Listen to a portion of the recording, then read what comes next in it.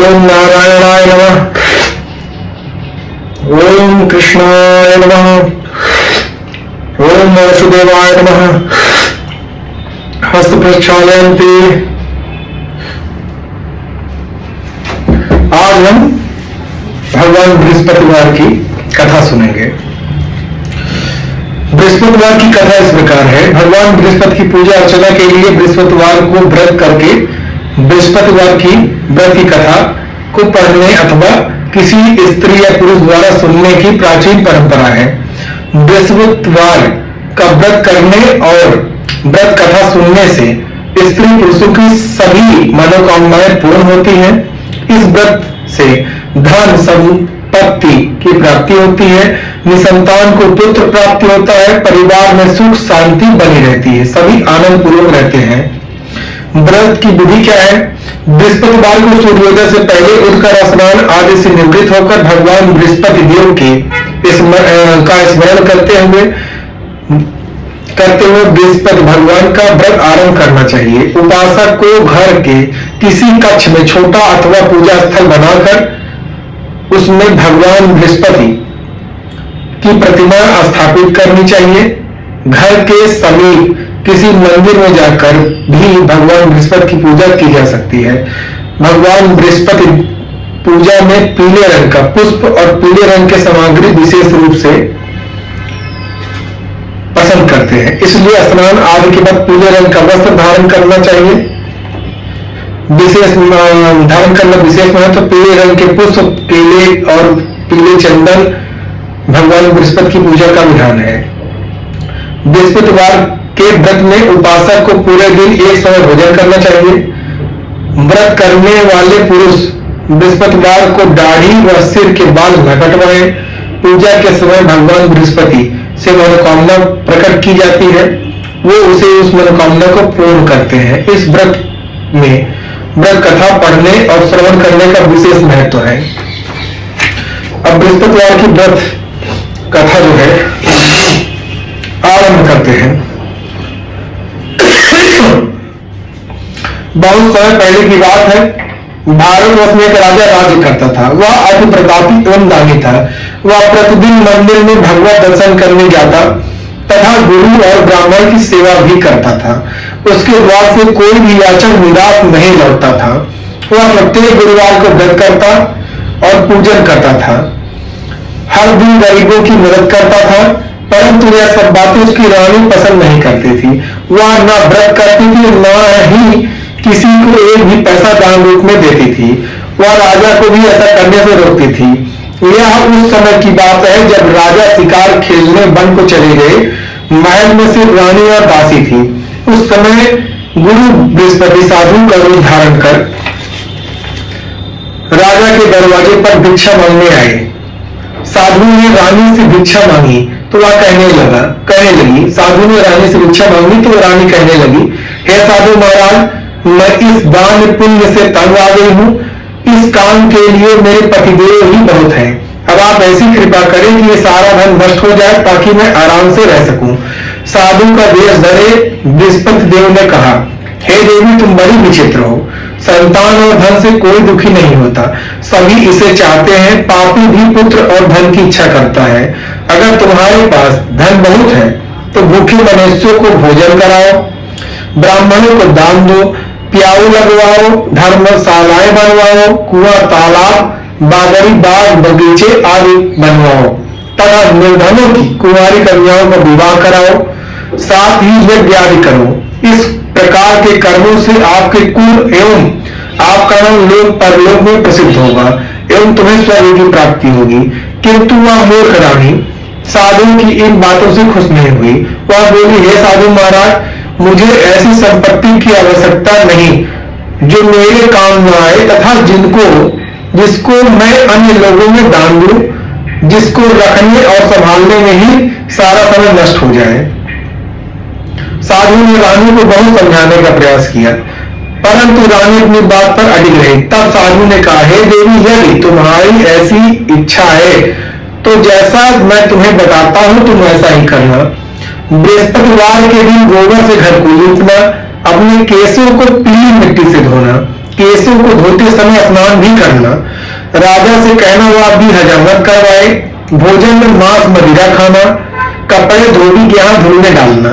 इस तरह 7 बृहस्पतिवार निरंतर करने से तुम्हारा सब धन नष्ट हो जाएगा। ऐसा कहकर साधु रूपी बृहस्पति देवता अंतर ध्यान हो गए। साधु रानी ने साधु के कहे अनुसार ही भरपेट 7 बृहस्पतिवार वैसा ही करने का विचार किया। साधु के बताए अनुसार उसे करते हुए केवल 3 बृहस्पतिवार ही बीते थे कि उसकी समस्त धन संपत्ति नष्ट हो गई। कहे अनुसार ही भरपेट भोजन के लिए भी दोनों समय परिवार तरसने लगा तथा सांसारिक भोगों से दुखी रहने लगा। इस प्रकार के अभावग्रस्त जीवन से तंग आकर राजा रानी से कहने लगा, हे रानी, तुम यहाँ पर रहो, मैं दूसरे देश जाता हूँ, क्योंकि यहाँ पर मुझे सभी मनुष्य जानते हैं, इसलिए मैं यहाँ पर कोई कार्य नहीं कर सकता। देश चोरी परदेश भीख के समान है। ऐसा कहकर राजा प्रदेश चला गया। वह जंगल से लकड़ी काट कर लाता और उन्हें शहर में बेचकर जीवन यापन करने लगा। राजा के जाने के पश्चात उधर उसके बिना रानी और दासियां दुखी रहने लगी। किसी दिन भोजन मिलता तो किसी दिन जल पीकर ही रहना पड़ता। एक समय रानी और दासियों को 7 दिन बिना भोजन के बीत गया। तो रानी ने दासी से बोला, हे दासी, यहाँ समीप के नगर मेरी बहन रहती है जो बहुत धनवान स्त्री है। तू उसके पास जा और वहां से 5 सेर बेझर यानी जौ मांगकर ले आ, जिससे कुछ समय के लिए गुजर बसर हो जाएगी। दासी उसकी बहन के पास गई। बृहस्पतिवार का दिन था। रानी की बहन उस समय ध्यान मग्न होकर पूजा कर रही थी। दासी ने रानी की बहन से कहा, हे रानी, मुझे आपके पास आपकी बहन ने भेजा है, 5 सेर बेझर दे दो। दासी ने अपनी बात अनेक बार कही, परंतु रानी की बहन ने कोई उत्तर नहीं दिया, क्योंकि वह उस समय बृहस्पतिवार की कथा सुन रही थी। रानी की बहन से जब दासी को कोई अपेक्षित उत्तर नहीं मिला तो वह अति दुखी हुई। उसे क्रोध भी बहुत आया। लौट कर वह रानी के से बोली, हे रानी, आपकी बहन बहुत धनी स्त्री है, परंतु वह अति घमंडी भी है। वह छोटे लोगों से बात भी नहीं करती। 5 सेर बेझर के लिए मैंने उससे बहुत कहा, परंतु उसने कोई उत्तर नहीं दिया। इस प्रकार मुझे निराश होकर खाली हाथ लौटना पड़ा। रानी बोली, हे दासी, इसमें मेरी बहन का किसी प्रकार का कोई दोष नहीं है। जब बुरे दिन आते हैं तब कोई सहारा नहीं देता, अपने पराये हो जाते हैं। अच्छे बुरे का ज्ञान विपत्ति में ही होता है। जो ईश्वर की इच्छा होगी वही होगा। यह सब हमारे भाग्य का दोष है।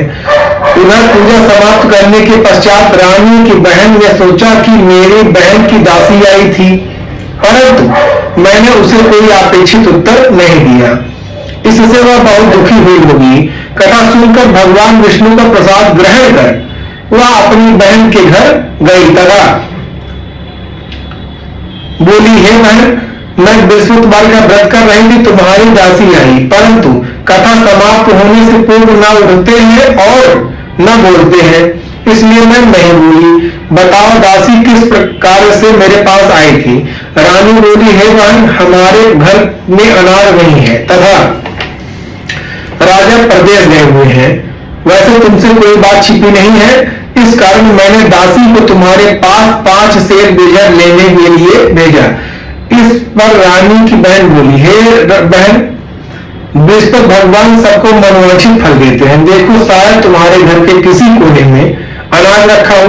यह बात सुनकर रानी की बहन की बातों से विस्मित दासी घर के अंदर गई। वहां एक घड़ा बेझर का भरा हुआ मिला। उसे बड़ा आश्चर्य हुआ, क्योंकि उसके अनुसार घर का एक एक बर्तन अन्न से खाली था। उसने बाहर आकर रानी को सारा वृत्तांत बताया। दासी अपनी रानी से कहने लगी, हे रानी, देखो, वैसे भी हमको जब अन्न नहीं मिलता है वह व्रत के समान ही है। अगर इनसे कथा की विधि पूछ ली जाए तो बृहस्पतिवार का व्रत हम भी कर लिया करेंगे। और फिर दासी के कहने पर रानी ने अपने बहन से बृहस्पतिवार का व्रत, पूजा विधि, इन नियमों के बारे में विस्तार से पूछा। उन्होंने बताया, जो बृहस्पतिवार के व्रत में चने की दाल और मुनक्के से भगवान, चने की दाल, गुड़ और मुनक्के से भगवान विष्णु का केले की जड़ में पूजन कर दीपक जलाता है, पीला भोजन करता है, पीले वस्त्र धारण करता है तथा प्रेम पूर्वक भगवान बृहस्पति की कथा सुनता है, तो इस प्रकार करने से गुरु भगवान उस भक्त से प्रसन्न होकर धन अन्न पुत्र देते हैं, मनोवांछित मनोकामना पूर्ण करते हैं। फिर व्रत एवं पूजन की विधि बताकर रानी की बहन अपने घर लौट आ गई। तत्पश्चात रानी और दासी दोनों ने निश्चय किया कि बृहस्पति देव भगवान का व्रत एवं पूजन जरूर करेंगे। 7 दिन पश्चात जब बृहस्पतिवार आया तो दोनों ने व्रत किया। घुड़साल में जाकर चना गुड़ बिन लाई तथा उसकी दाल बनाकर केले की जड़ में भगवान विष्णु का पूजन किया। अब पीला भोजन कहां से आए यह सोचकर दोनों बड़ी दुखी हुई, परंतु उन्होंने व्रत किया था, इसलिए बृहस्पति देव भगवान उनसे प्रसन्न थे। एक साधारण व्यक्ति के रूप में 2 थालों में सुंदर पीला भोजन लेकर आए और दासी को देकर बोले, हे दासी, यह भोजन तुम्हारे और रानी के लिए है, तुम दोनों ही से ग्रहण करना। दासी भोजन पाकर अति प्रसन्न हुई। रानी से बोली, हे रानी जी, भोजन कर लो। रानी को भोजन के विषय में कुछ नहीं पता था, इसलिए वह दासी से बोली, जा तू ही भोजन कर, क्योंकि तू व्यर्थ ही हमारी हंसी उड़ाती है। दासी बोली, हे रानी, एक व्यक्ति इसलिए भोजन दे गया है। रानी बोली, वह भोजन तेरे लिए दे गया है, इसलिए तू ही भोजन कर। दासी ने कहा, हे रानी, वह व्यक्ति हम दोनों के लिए 2 थालों में भोजन देकर गया है, मैं और आप साथ ही मिलकर भोजन करेंगे। फिर दोनों ने गुरु भगवान को धन्यवाद एवं नमस्कार कर भोजन प्रारंभ किया। उसके बाद से दोनों प्रत्येक बृहस्पतिवार को गुरु भगवान का व्रत एवं पूजन करने लगी। बृहस्पतिवार भगवान की कृपा से उन दोनों की भोजन एवं धन की कमी दूर हो गई, परंतु रानी फिर पुनः पहले की तरह आदर से करने लगी। तब दासी ने कहा, हे रानी, आप पहले भी इसी प्रकार आदर से करती थी, आपको धन संभालने और दान देने में कष्ट होता था, इसी कारण सभी धन नष्ट हो गया और हमारी ऐसी दुर्दशा हो गई। अब गुरु भगवान की कृपा से धन मिला है तो आपको फिर आलस्य हो रहा है। बड़े कष्टों के बाद आपने यह धन पाया है, इसलिए आपको दान पुण्य करना चाहिए, भूखे मनुष्यों को भोजन कराना चाहिए, ब्राह्मणों को दान दो, प्याऊ लगाओ, कुआं तालाब बागवानी बाग बगीचे आदि का निर्माण कराओ, कुंवारी कन्याओं का विवाह कराओ, मंदिर पाठशाला बनवाकर दान दो, धन को शुभ कार्यों में खर्च करो, जिससे आपके कुल का सम्मान बढ़े तथा आपको स्वर्ग प्राप्त हो एवं आपके पितृ प्रसन्न हो।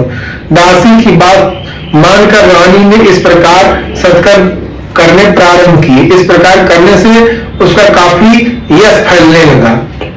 कुछ दिन बाद एक दिन रानी और दासी आपस में विचार करने लगी कि न जाने राजा किस दशा में होंगे, उनकी कोई खोज खबर नहीं है। रानी राजा की खबर न पाकर बहुत उदास रहने लगी। गुरु भगवान से उन्होंने प्रार्थना की और भगवान ने रात्र में राजा को स्वप्न में दर्शन देकर कहा, राजा उठ, तेरी रानी तुझको याद करती है, तू अपने देश लौट जा। राजा प्रातःकाल उठा हुआ सोचने लगा, मैं किस प्रकार रानी के पास खाली हाथ जाऊंगा, मेरे पास कुछ भी नहीं है। स्त्री जाति खाने और पहनने की ही साथी होती है, पर प्रभु की आज्ञा मानकर अपने नगर चलने को तैयार हुआ। परदेश में राजा दुखी रहने लगा। प्रतिदिन जंगल में लकड़ी बीट कर लाता और उसे शहर में भेजकर अपने दुखी जीवन को बड़ी कठिनाई से बिताता था। एक दिन राजा दुखी होकर अपने पुराने दिनों को याद कर रोने लगा। उस समय बृहस्पति देव एक साधु का रूप धारण कर आए और राजा से बोले, हे लकड़हारे, तुम इस बियावन जंगल में किस चिंता में बैठे हो, मुझे बतलाओ। यह सुनकर राजा की आंखों में आंसू भर आए। वह साधु को प्रणाम कर बोला, हे प्रभु, आप सब कुछ जानते हो।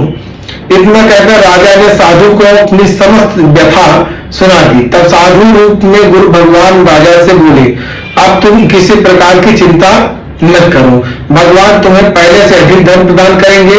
देखो, तुम्हारी पत्नी बृहस्पतिवार का व्रत प्रारंभ कर दिया है। अब तुम भी बृहस्पतिवार का व्रत करके चने की दाल गुड़ व जल की लोटे में डालकर केले के जड़ में पूजन करो, फिर कथा कहो या सुनो, भगवान तुम्हारी सभी मनोकामनाएं पूर्ण करेंगे।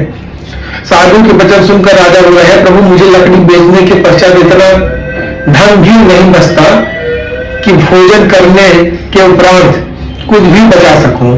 मैंने रात्र में अपने रानी को व्याकुल एवं व्यथित देखा।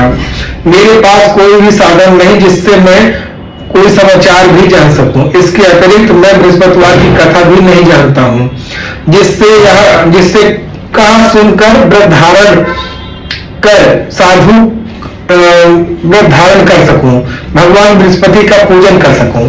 साधु ने कहा, हे राजा, तुम किसी बात की चिंता मत करो। बृहस्पतिवार के दिन तुम नित्य की भांति लकड़ियां लेकर शहर जाओ। रोज से दोगुना धन प्राप्त होगा, जिससे तुम भली भांति पूजा कर लोगे तथा गुड़ चने का प्रसाद खरीद कर भगवान बृहस्पति का पूजा कर सकते हो। बृहस्पतिवार की कथा इस प्रकार है। प्राचीन समय में एक बहुत ही निर्धन ब्राह्मण था। उसे कोई संतान नहीं थी। ब्राह्मण नित्य पूजा पाठ करता। वह स्वभाव से दयालु, धार्मिक विचारों वाला व्यक्ति था, परंतु उसकी पत्नी बहुत मलिनता के साथ रहती। वह न तो स्नान करती थी और न ही ठीक से कार्य करती थी। अपनी पत्नी की ऐसी आदत के कारण ब्राह्मण देवता बहुत दुखी रहते थे। वह अपनी पत्नी को बहुत समझाते, परंतु उसका कोई परिणाम नहीं निकलता था। भगवान की कृपा से ब्राह्मण की स्त्री की कन्या उत्पन्न हुई। वह कन्या ब्राह्मण के घर में बड़ी होने लगी। वह बालिका प्रातः काल ही स्नान करके भगवान विष्णु का जप करती, बृहस्पतिवार का व्रत भी करने लगी। पूजा पाठ समाप्त कर पाठशाला जाती तो अपनी मुट्ठी में जौ भर कर ले जाती और पाठशाला के जाने के रास्ते में डालती जाती। भगवान बृहस्पति देव की कृपा से वही जो स्वर्ण के हो जाते, जो लौटते समय उसको वह बिनकर अपने घर ले आती। एक दिन वह बालिका सूप में उस सोने के जग को फटक कर साफ कर रही थी। तभी उसकी मां ने देखा, उसे देख लिया और कहा, हे बेटी, सोने के जग को फटकने के लिए सोने का सूप भी होना चाहिए। दूसरे दिन बृहस्पतिवार था। कन्या ने व्रत रखा और भगवान बृहस्पति से प्रार्थना करके कहा, हे प्रभु, यदि मैंने सच्चे मन से श्रद्धापूर्वक आपका पूजन एवं व्रत किया है तो कृपया कर मुझे सोने का सूप दे दो। बृहस्पति देव ने उसकी प्रार्थना स्वीकार कर ली। नित्य की भांति वह कन्या जल फैलाते हुए पाठशाला गई। पाठशाला से लौटकर वह जल बिन रही थी तो बृहस्पति भगवान की कृपा से उसे सोने का सूप प्राप्त हुआ। उस सोने का सूप को वह घर ले आई और उसमें जौ साफ करने लगी, परंतु उसकी मां का आचरण वैसा ही रहा। एक दिन कन्या सोने के सूप में जौ साफ कर रही थी। तभी उसी समय ठीक उसी समय अचानक उस नगर का राजकुमार वहां से होकर निकला। कन्या के रूप एवं कार्य को देखकर राजकुमार कन्या पर मोहित हो गया। राजमहल लौटकर कन्या अन्न और जल त्याग कर राजकुमार के पास गए और बोले, नहीं, राजमहल लौटकर राजकुमार अन्न जल त्याग कर उदास होकर लेट गया। जब राजा को अपने पुत्र द्वारा अन्न जल त्यागने का समाचार प्राप्त हुआ तो अपने मंत्रियों के साथ वह राजकुमार के पास गए और बोले, हे बेटा, तुम्हें किस बात का दुख है? किसी ने तुम्हारा अपमान किया है अथवा कोई और कारण है? मुझे बताओ, मैं वही करूंगा जिससे तुम प्रसन्न हो जाओ। राजकुमार ने अपने पिता राजा की बातें सुनी और वह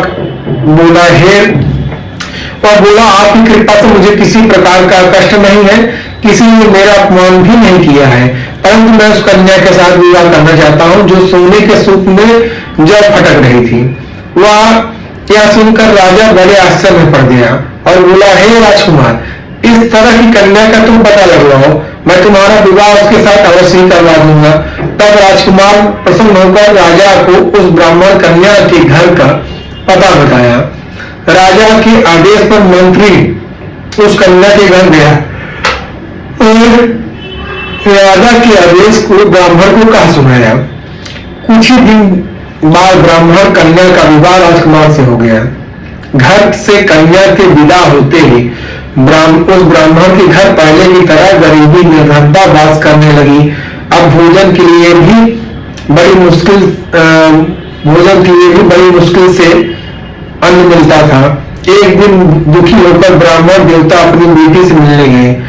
बेटी पिता की ऐसी अवस्था को देखकर बहुत सा धन देकर विदा कर दिया।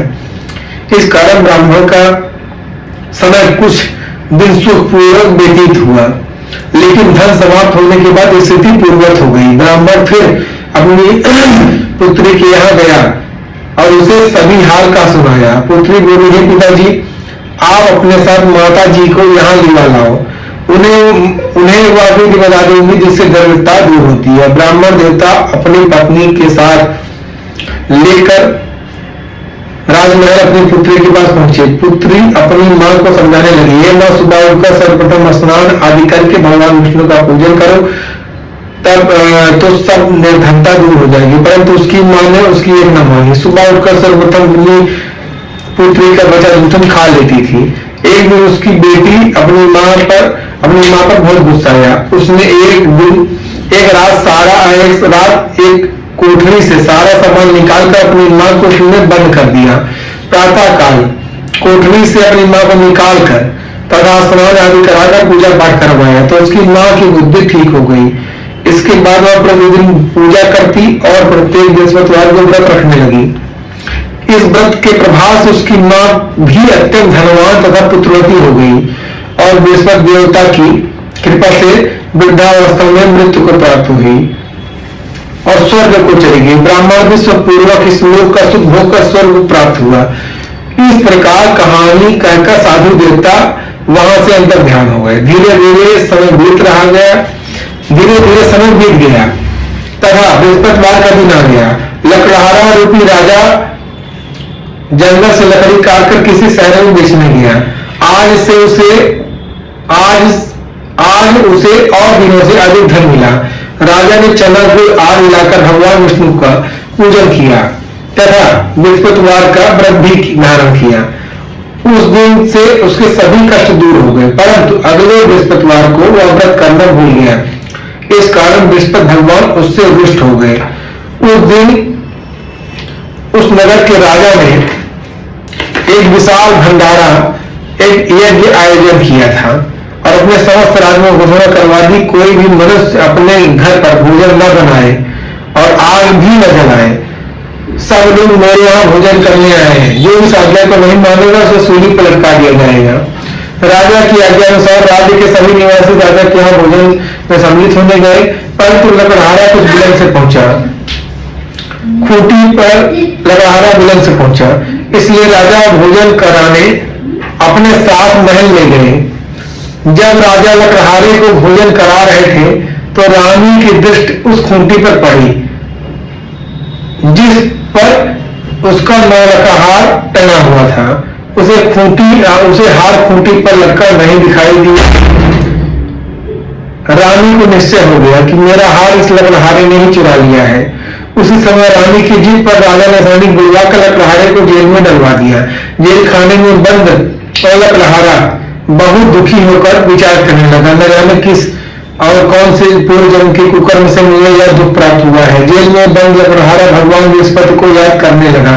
तत्काल बृहस्पति देव साधु गौरव धारण कर प्रकट हो गए और उसकी दशा देखकर कहने लगे, अरे मूर्ख, तू बृहस्पतिवार को बृहस्पति देव की कथा एवं व्रत करना भूल गया, इसी कारण तुझे यह दुख प्राप्त हुआ है।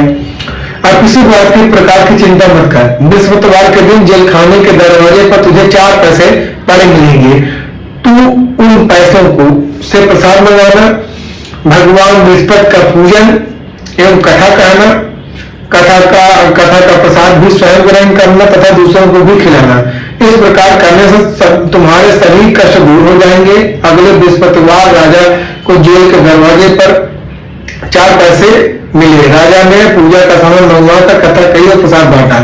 उसी रात बृहस्पति देव ने उस नगर की राजा को स्वप्न में दर्शन देकर कहा, हे राजा, तूने जिस आदमी को जेल खाने में बंद रखा है वह निर्दोष है, वह राजा है, उसे छोड़ दे।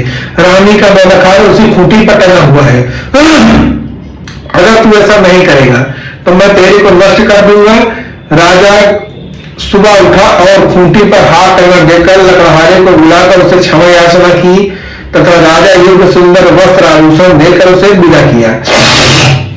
बृहस्पति देव की आज्ञा अनुसार राजा अपने नगर को चल दिया। जब वह नगर के निकट पहुंचा तो उसे बड़ा आश्चर्य हुआ। पहले से अधिक तालाब, बाग और कुएं तथा बहुत सी धर्मशालाएं, मंदिर आदि बने हुए थे। राजा ने जब नागरिकों से, नगर वासियों से पूछा कि यह तालाब, धर्मशालाएं एवं कुएं किसके द्वारा बनवाए गए हैं, तब नगर के सब लोग कहने लगे कि यह सब रानी और दासी द्वारा बनवाए गए हैं। राजा को बड़ा आश्चर्य हुआ, परंतु क्रोध भी बहुत आया। जब रानी ने खबर सुनी कि राजा आ रहे हैं, तो उसने दासी से कहा, दासी देख, राजा हमें अधीन अवस्था में छोड़कर गए थे, वह हमारी ऐसी हालत देखकर कहीं द्वार से ही न लौट जाए, इसलिए तू द्वार पर खड़ी हो जा। रानी की आज्ञा अनुसार दासी दरवाजे पर खड़ी हो गई। जब राजा आए तो उन्हें अपने साथ महल निकाल लाई। जब राजा ने क्रोध करके अपनी तलवार निकाली तथा रानी से पूछा, बताओ इतना धन तुम्हें कैसे मिला, किस प्रकार प्राप्त हुआ? तब रानी ने बताया, हमें यह समृद्ध धन संपत्ति बृहस्पति देव के व्रत के प्रभाव से प्राप्त हुआ है। अब राजा ने निश्चय किया कि 7 दिन बाद तो सभी बृहस्पति देव का पूजन करते हैं, परंतु प्रतिदिन दिन में 3 बार मैं कथा कहूंगा और नित्य व्रत किया करूंगा। आहार अब हर समय राजा के दुपट्टे में चने की दाल बनी रहती तथा दिन में वह 3 बार कथा कहता था। ऐसे ही एक दिन राजा ने विचार किया कि चलो अपनी बहन के यहाँ हो आओ। ऐसे ही निश्चय कर राजा घोड़े पर सवार होकर अपनी बहन के यहाँ चल दिया। मार्ग में उसने देखा कि कुछ आदमी और मुर्दे को लिए जा रहे हैं। उन्हें रोककर वह कहने लगा, अरे भाई, कुछ लोग मेरी बृहस्पतिवार की कथा सुन लो। वो लोग बोले, लो भाई, हमारे तो आदमी मर गए, इसको अपनी कथा की पाइए। परंतु कुछ आदमी बोले, अच्छा कहो, हम तुम्हारी कथा भी सुनेंगे। राजा ने दाल निकाली और कथा कहनी प्रारंभ कर दी। जब कथा आधी हो गई तो मुर्दा हिलने लगा और जब कथा समाप्त हुई तो मुर्दा राम राम करके उठ बैठा। राजा आगे चला, उसे चलते चलते शाम हो गई। आगे मार्ग में उसे एक किसान खेत में हल चलाता दिखा। राजा उससे बोला, अरे भैया, तुम मेरी बृहस्पतिवार की कथा सुनो। किसान बोला, जब तक तेरी कथा सुनूंगा तब तक 4 हरैया जोत लूंगा। जाओ भैया, अपनी कथा किसी और को सुनाना। राजा आगे चलने लगा। राजा के हटते ही किसान के बैल पछाड़ खाकर गिर गए और किसान के पेट में बहुत तेज दर्द होने लगा। उसी समय किसान की माँ रोटी लेकर आई। उसने जब यह देखा तो अपने पुत्र से सारा हाल पूछा। बेटे ने सारा हाल बता दिया। किसान की माँ दौड़ी घोड़े पर सवार राजा के पास गई और उससे बोली, मैं तेरी कथा सुनूंगी, तू अपनी कथा मेरे खेत पर ही चलकर कहना। राजा ने लौटकर किसान के खेत पर जाकर कथा कही, जिससे सुनते ही बैल खड़े हो गए। किसान की पेट का दर्द भी बंद हो गया और फिर राजा अपनी बहन के घर पहुंच गया। बहन ने भाई की खूब आवभगत की, बहुत सेवा की। दूसरे दिन सुबह राजा जागा तो उसने देखा कि सब लोग भोजन कर रहे हैं। राजा ने अपनी बहन से पूछा कि कोई ऐसा मनुष्य है जिसने भोजन नहीं किया हो और जो मेरी बृहस्पतिवार की कथा सुन ले। तो बहन बोली, हे भैया, यह आदेश ऐसा ही, यहाँ के लोग पहले भोजन करते हैं, बाद में कोई अन्य काम करते हैं। अगर पड़ोस में कोई हो तो देख आती हूँ। ऐसा कहकर बहन चली गई, परंतु उसे कोई ऐसा व्यक्ति नहीं मिला जिसने भोजन न किया हो। वह एक कुम्हार के घर गई जिसका लड़का बीमार था। उसे यह भी पता चला कि उसके यहाँ 3 दिन से किसी ने भोजन नहीं किया है। राजा की बहन ने अपने भाई की कथा सुनने के लिए कुम्हार से आग्रह किया तो वह तैयार हो गया। राजा ने जाकर बृहस्पतिवार की कथा कही, जिसे सुनकर कुम्हार का लड़का ठीक हो गया। अब तो राजा की हर ओर प्रशंसा होने लगी। कुछ दिन बाद एक दिन राजा ने अपनी बहन से कहा, हे बहन, मैं अपने घर जाऊंगा, तुम भी तैयार हो जाओ। राजा की बहन ने अपनी सास से अपने भाई के साथ जाने की आज्ञा मांगी। सास बोली, चली जा, तू चली जा, परंतु लड़कों को नहीं छोड़ जाना, क्योंकि तेरे भाई की कोई भी संतान नहीं है। बहन ने भाई से कहा, हे भैया, मैं तो चलूंगी, परंतु कोई बालक नहीं जाएगा। राजा ने कहा, जब कोई बालक ही नहीं जाएगा तो तुम ही चलकर क्या करोगी? दुखी मन से राजा अपने नगर को लौट आया। राजा अपनी रानी से बोला, हम नरवंशी हैं, हमारा मुंह देखना भी धर्म नहीं है। वह उदास होकर बिना भोजन के सैया पर लेट गया। राजा रानी बोली, हे प्रभु, भगवान बृहस्पति ने हमें सब कुछ दिया है, वो हमें संतान भी अवश्य देंगे। उसी रात बृहस्पति देव ने राजा को स्वप्न में दर्शन देकर कहा, हे राजा उठ, सभी सोच त्याग दे, तेरी रानी गर्भवती है। राजा को यह जानकर अति प्रसन्नता हुई। 9 महीने रानी के गर्भ से सुंदर रूपी रत्न पैदा हुआ। तब राजा बोला, हे रानी, स्त्री बिना भोजन के रह सकती है, परंतु बिना कहे नहीं रह सकती। जब मेरी बहन आए तो तुम उससे कुछ मत कहना। रानी ने हाँ कर दी। और जब राजा की बहन यह शुभ समाचार सुना तो अति प्रसन्न हुई और तथा बधाई लेकर अपने भाई के यहाँ आई। तभी रानी ने कहा, घोड़ा चढ़ाकर नहीं आई है, गधा चढ़ी आई है।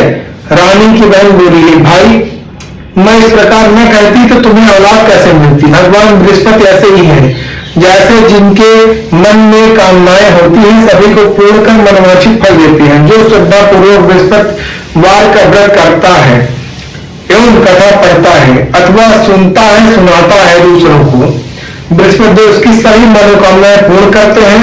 बृहस्पति देव उनकी सदैव रक्षा करते हैं। जो श्रद्धा पूर्वक और आदर भाव से बृहस्पति भगवान का पूजन एवं हृदय से रानी और राजा ने बृहस्पति देव की कथा का गुणगान किया, उनकी सभी इच्छाएं बृहस्पति देव ने पूरी की। इसलिए सबको कथा कहने अथवा सुनने के बाद भगवान बृहस्पति का प्रसाद ग्रहण करना चाहिए तथा सच्ची मन एवं भावना से भगवान बृहस्पति का मन करते हुए उनकी सराह ही जयकार करनी चाहिए। बोलो ओम नमो भगवते वासुदेवाय नमः, बृहस्पति देवताभ्याय नमः, ओम नमः शिवाय। कथा समाप्त हुई। ओम जय जगदीश हरे, स्वामी जय जगदीश हरे। दास जनों के संकट, दास जनों के संकट दूर करे। ओम जय जगदीश हरे, जो ध्यावे भव तारे, दुख बिरसे मन का, सुख संपत्ति घर आवे, सहचल के तन का। ओम जय जगदीश हरे, मात पिता तुम मेरे, कर समुचित की, सुमित समुचित की, सुनो मेरे और रघुवीर, याद कर की। ओम जय जगदीश हरे, तुम पूर्ण परमात्मा तुम अंतर्यामी, पार ब्रह्म परमेश्वर तुम सबके स्वामी। ओम जय जगदीश हरे, तुम करुणा के सागर, तुम पालन करता, हमें तुम पालन करता।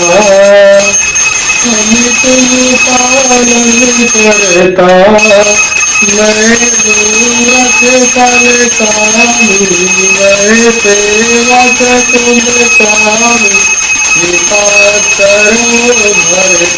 ओम जय जगदीश हरे, तुम्हारे अगोचर सबके प्राणपति, जिस दिन निरोलया में उनको मैं सुमति।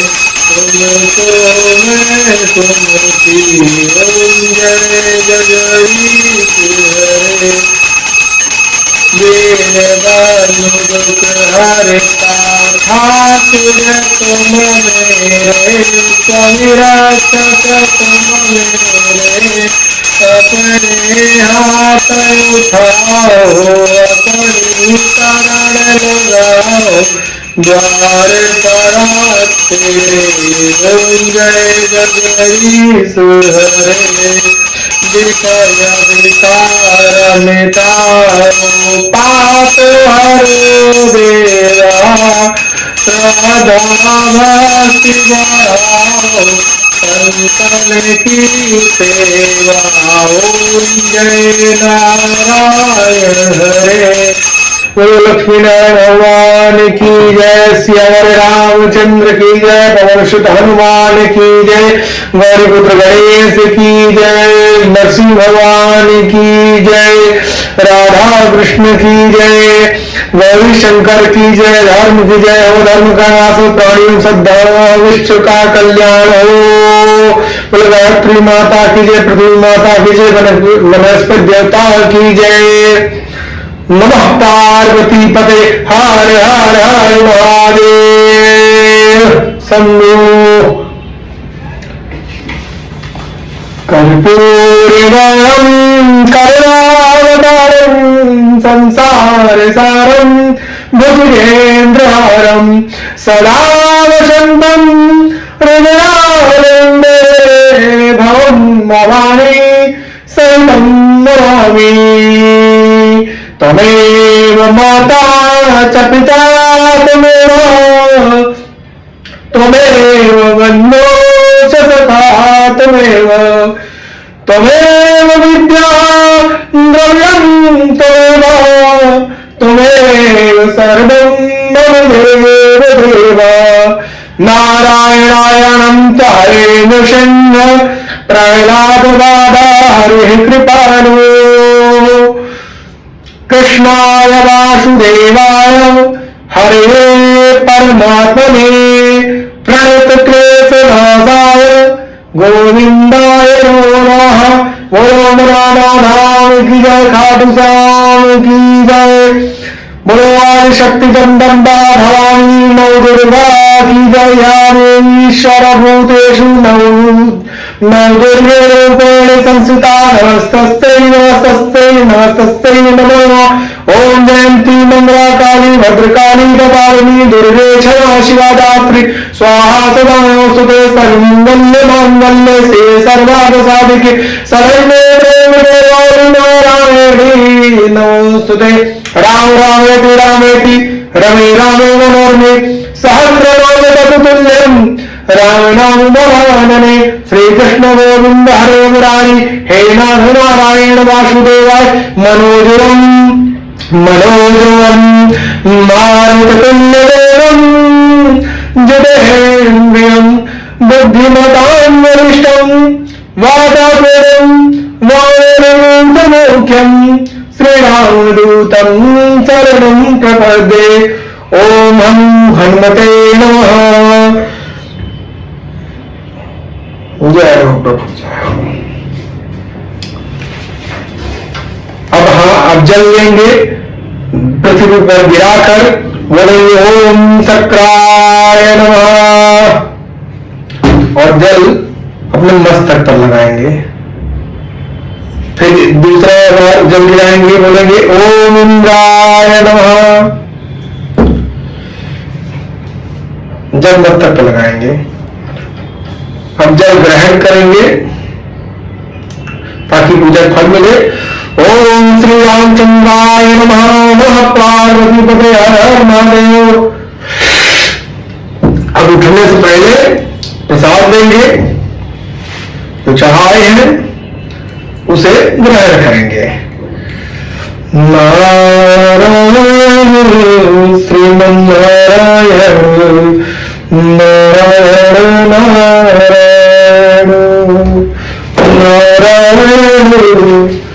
यह प्रसाद ग्रहण कर भगवान को धन्यवाद करेंगे इस जीवन को जीने के लिए, इस पृथ्वी पर रहने के लिए और क्षत्रिय कुल में जन्म देने के लिए। आपका बहुत बहुत धन्यवाद प्रभु। सभी कष्टों को दूर करिए, आपसे कोई भी कष्ट और दुख छिपा नहीं है। इस प्रकार से हाथ जोड़ेंगे, प्रार्थना करेंगे और आपकी जो समस्या है उसके लिए निवेदन करते हुए अपना आसन छोड़ेंगे। हे प्रभु सभी कष्टों दूर करें। हमारे सभी कुटुंबियों का जो है, हमारे माता पिता, हमारे 2 भाई 3 बहन, हमारी 2 पुत्री, हमारी धर्मपत्नी और मैं सदा स्वस्थ रहें और सकुशल रहें और कभी धन की कमी न हो, सम्मान मिले, संसार में सम्मान मिले, यही आपसे आग्रह है। जय हो नारायण।